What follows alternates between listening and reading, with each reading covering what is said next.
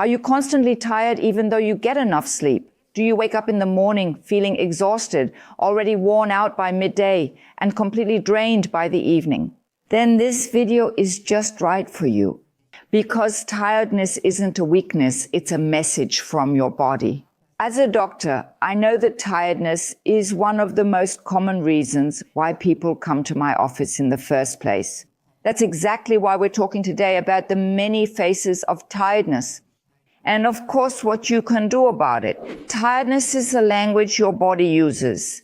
I'm convinced that our body talks to us. It sends us signals, often quietly, but sometimes really loudly. Fatigue is one of them. Tiredness is a warning sign, a cry for help, a very clear, hey, take a look. And that's exactly what you should do. Look, listen, and tune in to yourself. Because there can be many reasons behind constant tiredness.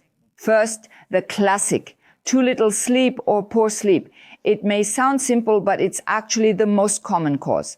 Many people don't get enough sleep or don't sleep deeply enough. Blue light in the evening, like from computers, cell phones, television, stress, eating too late, eating too much, and eating food that's too fatty.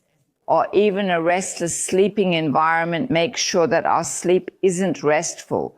That will haunt you the next day. Without deep sleep, there's no cell repair, no hormone balance, and no energy. Second, emotional exhaustion, when life just demands too much from you. Sometimes the body is tired because the soul is tired, and maybe you're stuck in a job that's not good for you. Maybe you're living a life that doesn't really suit you. Maybe you're missing real friends, or maybe real peace, or real connection. Then tiredness is a sign of inner dissatisfaction, and that's exactly what you should take seriously. And please take a look at that too, okay? Third, of course, nutrition. If we don't pay enough attention to making sure we eat well, our food is our source of energy. If we eat the wrong way for a long time, like too much sugar, too many snacks, too few vital nutrients, then our body simply doesn't have what it needs. And that's especially critical. Micronutrient deficiencies like iron, vitamin D, vitamin B12, or even magnesium, those can also be reasons. The result, cellular level energy loss.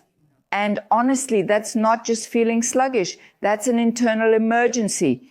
A simple blood test can often provide a lot of clarity here. Fourth, the role of the gut. It's often underestimated, but it's absolutely essential. Your gut plays a role in determining your energy. If your microbiome is disrupted, if your gut lining is inflamed or even leaky, so if this leaky gut syndrome is present, if your digestion isn't working, you'll just feel tired. Why? Because your gut controls your immune system, influences your hormones, and even manages your serotonin. A healthy gut means more energy, and that's why you should eat a fiber-rich plant-based diet and reduce stress. Because stress also affects your gut flora. We know this very well from research. Fifth, these are your mitochondria. They are your cell's power plants where your energy is produced, and they need care. Every single one of your body cells has little power plants, and actually many of them, and they are called mitochondria. If they don't work well, you simply have less energy. Chronic fatigue can mean that your mitochondria are overloaded, damaged, or simply too few. But the good news is you can repair them through exercise, healthy nutrition, fasting periods, breathing exercises, and by specifically activating self-healing enzymes.